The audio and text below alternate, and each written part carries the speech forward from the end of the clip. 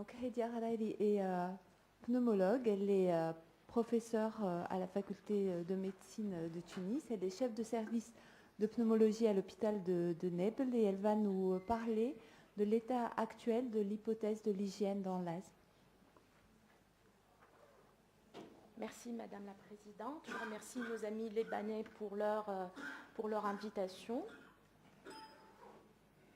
Alors, comment ça ? Donc, en fait, l'hypothèse hygiéniste est née initialement des premières constatations des études épidémiologiques qui ont montré que l'augmentation des maladies allergiques, l'augmentation de la fréquence de l'asthme et des maladies allergiques est associée à la baisse des épisodes infectieux. Et une des premières études épidémiologiques qui a été faite dans ce sens a été publiée en 1989. Elle a intéressé un grand nombre de nouveau-nés qui sont nés pendant la même semaine et qui ont été suivis pendant une longue période jusqu'à l'âge de 23 ans. Et bien, cette étude a montré que plus le nombre de personnes dans la famille est important, plus le rang de l'enfant dans la famille est important, et plus le risque d'allergie, jugé sur la dermatite atopique à 1 an et sur la rhinite allergique à 11 et 23 ans, est faible. Et donc, ces résultats suggèrent que l'augmentation de la stimulation microbienne au cours de la première année de vie, notamment les infections précoces de l'enfance, qui sont transmises par la mère et par les aînés, et c'est ce qui explique que plus le nombre de personnes dans la famille est important et plus le risque d'allergie est important. Ces facteurs-là, ces infections, ont un effet protecteur contre le développement de l'allergie. Et après, il y a eu de nombreuses études épidémiologiques qui ont eu l'avantage de se faire sur des populations qui sont génétiquement similaires, de même que dans des études sur des modèles animaux qui ont confirmé ces résultats. Alors, ces études montrent que d'abord le contact avec les animaux, avec les endotoxines en milieu rural, les infections qui sont fréquentes et précoces, les infections digestives qui étaient liées à la contamination fécale de l'environnement, la consommation de lait non pasteurisé et les mauvaises conditions sanitaires et d'hygiène ont un effet protecteur contre l'allergie. Par contre, le changement du mode de vie actuel, la disparition des diarrhées aiguës, l'alimentation artificielle qui s'associe à une modification de la flore digestive, les vaccinations qui entraînent des réactions immunitaires qui sont en fait différentes de celles qui sont induites par les infections réelles, l'excès d'antibiotiques, l'amélioration des conditions sanitaires et d'hygiène, les familles qui sont de plus en plus moins nombreuses ont un effet favorisant sur l'allergie. Et ces constatations épidémiologiques ont été largement confortées par une explication immunologique. Alors on sait qu'on a en fait sur le plan immunologique 2 types de réponses, la réponse TH1 et la réponse TH2. La réponse TH1, elle conditionne l'immunité anti-infectieuse, alors que la réponse TH2 conditionne l'immunité humorale et la défense anti-parasitaire, et c'est elle aussi qui est responsable de l'allergie. Alors, à l'état normal, on a en fait une balance avec un équilibre entre ces 2 réponses qui vont s'inhiber mutuellement. Et l'hypothèse hygiéniste suppose que le déséquilibre de cette balance va entraîner, si la réponse TH1 prédomine, ça va être plutôt des réponses auto-immunes. Si c'est la réponse TH2 qui prédomine, ça va être plutôt des réponses qui sont de type allergique. Alors, l'évolution de l'immunité au cours de la grossesse et après l'accouchement conforte cette hypothèse aussi. On sait qu'au cours de la grossesse, qui est en fait une hémiallogreffe, pour éviter les réactions de rejet, le trophoblaste va se mettre à fabriquer des médiateurs qui vont inhiber la réponse TH1 pour éviter le rejet. D'un autre côté, la cellule présentatrice de l'antigène est encore immature et ne possède pas de récepteurs. Il n'y a pas aussi de stimuli infectieux au cours de la vie intra-utérine. Et donc, ce qui va se faire, c'est que au cours de la grossesse, la réponse immunitaire du fœtus va favoriser l'allergie. Puisque la réponse TH1 ne se développe pas, c'est la réponse TH2 qui prédomine et on est donc avec une balance immunitaire qui nous prédispose à l'allergie. Et ce déséquilibre de la balance immunitaire va se rétablir au cours de la première année de vie. D'abord parce que les cellules présentatrices de l'antigène vont acquérir des récepteurs et surtout, il va y avoir les infections, que ce soit virales ou bactériennes, qui vont entraîner la maturation de cette réponse immunitaire TH1 et rétablir l'équilibre. Et bien sûr, ces réponses qu'on va acquérir au cours de la première année de vie, ça va être programmé par les réponses immunitaires et on va adopter ces réponses à chaque fois qu'on est exposé à l'antigène. Et donc, c'est ça le concept immunologique sur lequel s'est basée la théorie hygiéniste. C'est un déséquilibre de la réponse de la balance TH1-TH2 parce que justement, il n'y a pas eu assez d'apprentissage de cette réponse TH1 pour faire l'équilibre.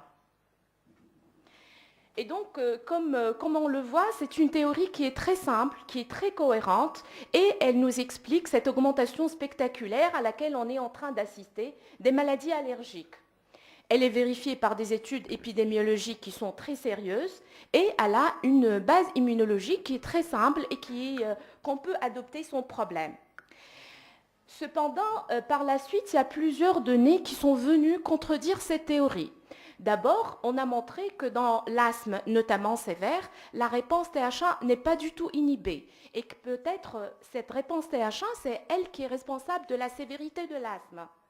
On a montré aussi que dans des modèles animaux, quand on stimule la réponse TH1, ça ne s'associe pas à une baisse de la réponse TH2. Et ça veut dire que cette notion de balance n'est pas réelle et que ces réponses ne sont pas réellement exclusives. De façon parallèle à l'augmentation des maladies auto-immunes, il y a aussi une augmentation des maladies allergiques, il y a aussi une augmentation des maladies auto-immunes. Et ça veut dire que cette réponse TH1 n'est pas diminuée. Et finalement, les infections parasitaires qui sont supposées s'accompagner d'une réponse de type TH2 peuvent s'associer à une baisse de l'allergie. Alors, un des premiers facteurs qui sont associés à une baisse de la réponse allergique et de l'atopie, c'est la vie en milieu rural. Et l'exposition qui est incriminée dans la vie en milieu rural, c'est les endotoxines, qui sont en fait des lipopolysaccharides, c'est des fragments des parois bactériennes des bactéries qui sont supposés stimuler l'immunité, même s'il n'y a pas d'infection réelle active. Alors, ça, c'est une étude qui a intéressé plus que 800 enfants qui sont âgés entre 6 et 13 ans, qui vivent dans un milieu rural, et on a mesuré l'endotoxine, on a évalué l'atopie par la mesure des IgE, et on a aussi mesuré les cytokines après stimulation par les lipopolysaccharides. Eh bien, cette étude montre que quand on est exposé aux endotoxines, quand on vit en milieu rural durant la première année de vie, on a une diminution significative des maladies allergiques, la rhinite allergique, les sifflements et l'asthme atopique. De façon parallèle, on a une réduction de l'atopie aussi, et même on a une réduction de l'asthme non atopique. Par contre, si l'exposition aux endotoxines est plus tardive et se fait à l'âge scolaire, il va y avoir une baisse des maladies allergiques, mais qui est moindre par rapport à l'exposition précoce, sans qu'il y ait du tout un effet sur l'atopie. Et donc, cette baisse des manifestations allergiques est indépendante de l'effet sur l'atopie. Et de façon parallèle aussi, l'exposition tardive s'associe à une augmentation non significative des manifestations non allergiques, en particulier de l'asthme non allergique. Et donc, ce qui ressort de cette étude, c'est que d'abord, la précocité de l'exposition est importante et c'est elle qui conditionne les effets bénéfiques ou aggravants de cette exposition. Et la deuxième conclusion, c'est que cette exposition tardive qui s'associe à une baisse des manifestations allergiques sans effet direct sur l'atopie suppose que c'est plutôt une tolérance immunitaire et non pas une baisse de la réponse TH2.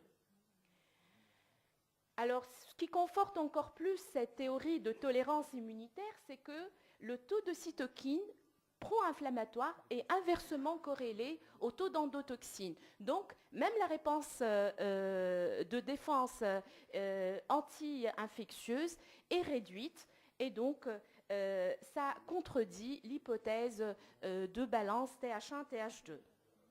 Alors, est-ce que ces effets protecteurs persistent à l'âge adulte?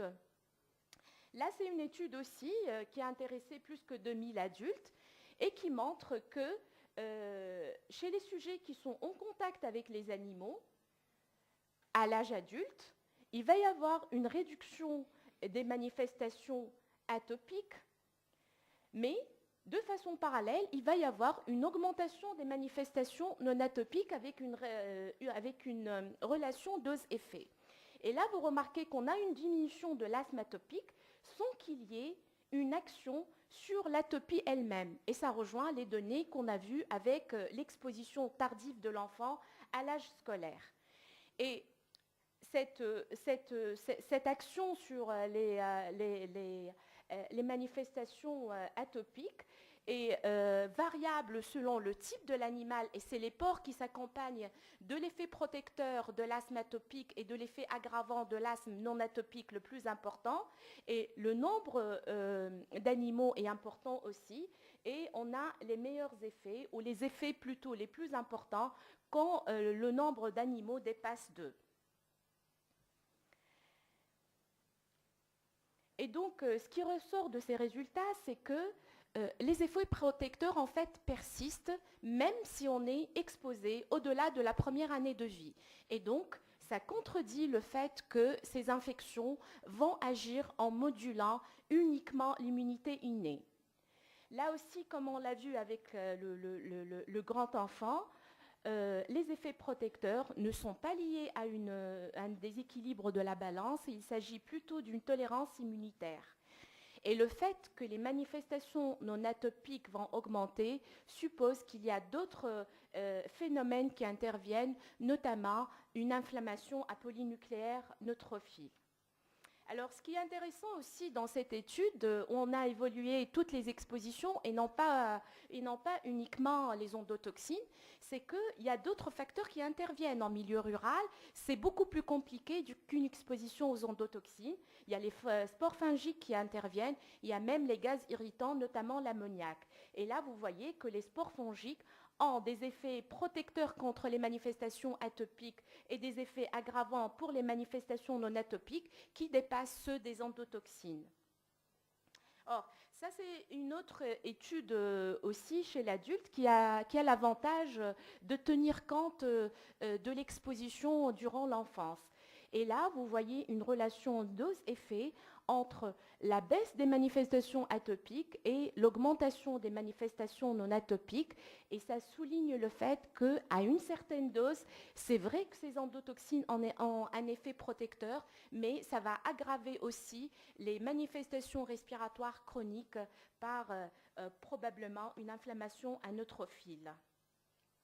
Et cet effet aggravant a été aussi remarqué en milieu professionnel où les personnes qui travaillent dans l'élevage de porcs peuvent développer des asthmes de façon très précoce après l'exposition, quand cette exposition est importante. Et donc finalement, cette relation entre l'exposition aux endotoxines et l'atopie et l'asthme est très complexe et plusieurs facteurs vont intervenir. On ne sait pas jusque-là, les endotoxines interviennent, mais il y aurait certainement d'autres agents qui vont intervenir dans cette relation. La précocité et la durée de l'exposition sont très importants. La relation dose-effet n'était pas très bien connue et jusque-là, on ne connaît pas cette, bonne dose qui va entraîner une protection sans augmenter les effets non atopiques.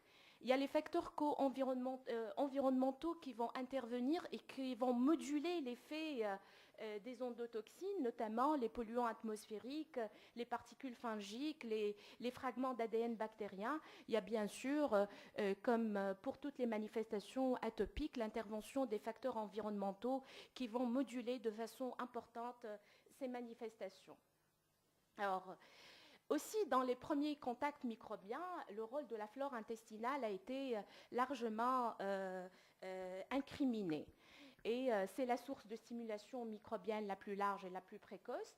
En plus, l'intestin comporte le tissu lymphoïde le plus développé de l'organisme et on sait que la réponse immunitaire qui est acquise au niveau du tube digestif va pouvoir être diffusée à tout l'organisme par recirculation des cellules immunitaires. Et là, ça souligne le rôle important de la composition initiale de la flore digestive du nouveau-né dans l'équilibre de la balance immunitaire. Et d'ailleurs, quand on compare la flore digestive des atopiques par rapport aux non-atopiques, on trouve qu'il y a une différence. Et chez les patients allergiques, c'est le Clostridium qui domine. Et en fait, cette flore intestinale, on est en fait avec une muqueuse digestive qui est complètement stérile et la flore intestinale va se constituer durant la première semaine et va se stabiliser au cours des premiers mois. Il y a plusieurs facteurs qui vont conditionner cette colonisation, notamment la flore maternelle, vaginale et intestinale, l'environnement précoce de l'enfant, la prise d'antibiotiques et de médicaments, que ce soit par la mère ou par l'enfant, le régime alimentaire, le type d'allaitement et bien sûr les facteurs génétiques. Alors, l'accouchement, c'est le premier contact de l'enfant avec l'environnement. Et là, c'est une étude qui a étudié le rôle dans l'atopie du mode et du lieu d'accouchement. Alors, tout d'abord, on voit que la colonisation par ce Clostridium difficile qui prédomine chez les atopiques est variable. Et vous voyez que quand l'accouchement se fait par voie basse à domicile, on a les taux les plus bas. Par contre, quand l'accouchement se fait par césarienne, on a les taux les plus élevés. Et cette colonisation par Clostridium difficile est corrélée au risque d'asthme, d'eczéma et de sensibilisation aux allergènes alimentaires, notamment chez les enfants atopiques. De même, l'accouchement par voie basse à domicile est associé aux taux les plus bas d'asthme, de sensibilisation aux allergènes alimentaires. Donc, le mode d'accouchement intervient largement par le biais de cette colonisation bactérienne. Sauf que cette relation entre le mode d'accouchement et le risque d'atopie persiste même quand on fait l'ajustement pour le Clostridium et ça suppose que la relation est beaucoup plus complexe que ça, qu'il y a d'autres facteurs à part cette bactérie qui intervient dans le développement de l'atopie. Les antibiotiques sont largement incriminés et on dit que c'est l'excès d'antibiotiques qui a fait exploser les maladies allergiques. En fait, quand on voit les méta-analyses, l'odds ratio n'est pas très élevé, il est à 1,2. Il descend même à 1,16 quand on fait l'ajustement pour les infections respiratoires basses. En fait, cette relation serait très très faible et ces enfants seraient des asthmatiques méconnus. Ce n'est pas les antibiotiques qui ont provoqué l'allergie, mais c'est des asthmatiques qui sont méconnus, qui font des infections respiratoires basses et qui prennent beaucoup d'antibiotiques pour leur infection.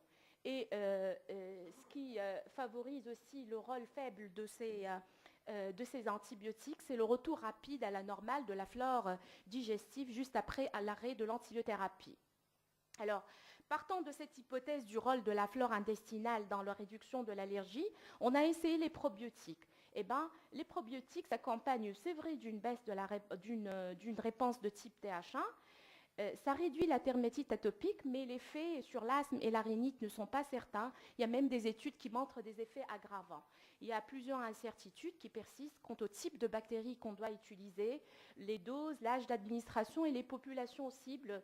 Et la maturation immunitaire serait plus en fait liée à la diversification des germes qu'à un type de bactérie seule. Et c'est ce qui fait qu'il n'y a pas de recommandations jusque-là dans ce sens.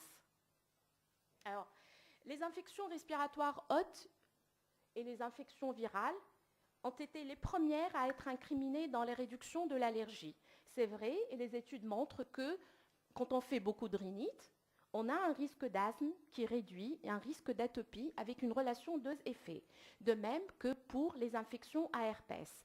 Et donc, ceci souligne l'intérêt, le rôle des infections non sévères et répétées et des infections à virus latent. La varicelle aussi protège contre le risque d'allergie et notamment de dermatite atopique.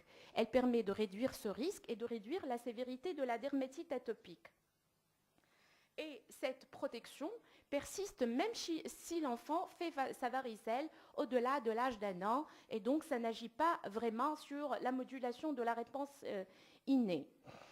Par contre, le vaccin, qui est fait de germes qui sont quand même vivants atténués, ne s'accompagne pas d'effets protecteurs. Et là, ça suppose que c'est l'infection elle-même qui entraîne la protection et non pas la vaccination. Et certains auteurs se posent la question, est-ce qu'il ne faut pas retarder cette vaccination chez les enfants à risque, et on aurait un rapport coût-efficacité qui est plus favorable si on retarde la vaccination dans ce cas. Ce n'est pas le cas pour les infections respiratoires basses, notamment sévères, et les bronchiolites, qui, elles, s'associent à une augmentation du risque d'asthme. Et là, bien sûr, on ne sait pas si ces virus vont déclencher l'asthme par action sur l'immunité ou sur la structure bronchique, ou plutôt ils vont révéler des sujets qui sont déjà prédisposés à l'asthme du fait d'une fonction respiratoire préalablement diminuée ou d'une réponse immunitaire de type allergique. Et donc finalement, là aussi, les interactions sont complexes et le rôle protecteur des infections virales dont l'allergie reste trop controversé, et c'est variable en fonction de la précocité, de la fréquence, de l'intensité, du siège de l'infection, du terrain atopique ou non et de type de virus. Et certains virus auraient des épitopes pro-allergiques. Or, les mauvaises conditions d'hygiène favorisent la baisse du risque d'atopie par le biais d'infections parasitaires. Là aussi, quand on voit les méta-analyses, toutes les infections parasitaires ensemble, il n'y a pas d'effet protecteur. Par contre, si on analyse parasite par parasite, il y a certains qui s'accompagnent d'une baisse de l'allergie et d'autres qui s'associent à un rôle aggravant. Un rôle aggravant. Et donc, il y aurait des interactions complexes aussi. Le rôle aggravant des parasites, ça va se voir dans les pays qui ont une faible endémie avec une infection aiguë. Et dans ce cas, c'est par le biais d'une réponse TH2 qui va être favorisée par cette infection. Le rôle protecteur, c'est plutôt dans les pays à forte endémie où les enfants vont faire des infections chroniques ou répétées qui vont favoriser la tolérance immunitaire. Et ces interactions vont dépendre aussi du taille de l'antigène parasitaire, et ça va conditionner le rôle aggravant ou protecteur. Alors, partant de cet effet protecteur, on a même essayé des traitements à base d'ovules parasitaires pour réduire le risque d'allergie. Eh bien, les résultats sont négatifs, ça augmente la protection contre l'immunité contre les parasites, mais ça ne s'accompagne pas du tout d'une réduction de l'allergie. Et donc, finalement, toutes ces données que nous venons de voir contredisent notamment les données immunitaires de balance TH1, TH2 dans la théorie hygiéniste. Il y a d'autres types de cellules qu'on a négligées dans cette théorie qui interviennent de façon importante, notamment les cellules T régulatrices qui sont présentes en nombre important dans les tissus lymphoïdes périphériques et qui jouent un rôle dans la tolérance immunitaire en inhibant et la réaction TH1 et la réaction TH2, soit par production de cytokines, soit par contact intercellulaire direct. Il y a aussi les cellules présentatrices de l'antigène qui jouent un rôle clé dans cette tolérance immunitaire. Et ces cellules, après avoir phagocyté l'antigène, vont diriger l'action soit vers une réactivité avec une réponse TH1, TH2 et TH17, soit vers une tolérance immunitaire en stimulant les cellules T régulatrices. Et cette réponse ou non-réponse va dépendre du type d'antigène, de l'environnement cytokinique, des facteurs de transcription et des marqueurs de surface. Et donc cet état de tolérance ou de non-réponse est réellement un mécanisme actif qui fait intervenir des cellules dendritiques particulières dites tolérogènes qui sont différentes des autres cellules présentatrices de l'antigène. Et donc, finalement, la théorie hygiéniste n'est pas basée sur une balance TH1, TH2 par défaut d'apprentissage des réponses TH1, mais plutôt d'une balance réactivité-tolérance qui va faire intervenir les cellules T régulatrices avec un défaut d'émergence de ces cellules dites tolérogènes. Donc, en conclusion, la théorie hygiéniste, elle a beaucoup de mérites. Elle permet d'expliquer l'augmentation des maladies allergiques et elle fait une liaison entre le changement de mode de vie et le développement d'allergies. Et ce manque d'exposition précoce et répétée aux agents bactériens est à l'origine d'un défaut d'émergence d'une réaction de tolérance. Cependant, les facteurs qui conditionnent l'effet protecteur ou aggravant restent en grande partie méconnus.